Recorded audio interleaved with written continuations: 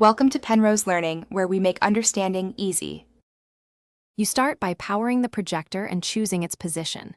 Plug the unit into a 5V USB or install the charged battery. Make sure the indicator lights up.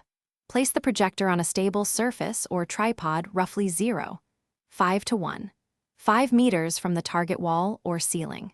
Once positioned, dim the room to under 10% ambient light so stars and nebula patterns appear vividly. Make sure lenses and vents are unobstructed before continuing to the next step. You now refine the image. Rotate or tilt the housing to aim the nebula and star field precisely.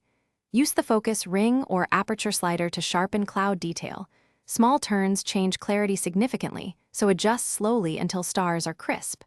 Then pick a color mode and brightness: static for steady ambience, dynamic for slow changes, or music sync if you want motion with sound.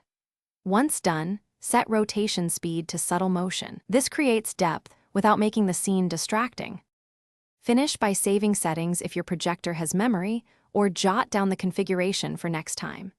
You should test any music sync feature at low volume, enable the internal mic or connect line in, and observe how motion reacts. If the image looks dim or washed out, clean the lens with a soft cloth, verify the 5V power supply or battery level, and reduce ambient light further. If rotation stalls, power cycle the unit and reseat any cables. This usually clears motor hiccups.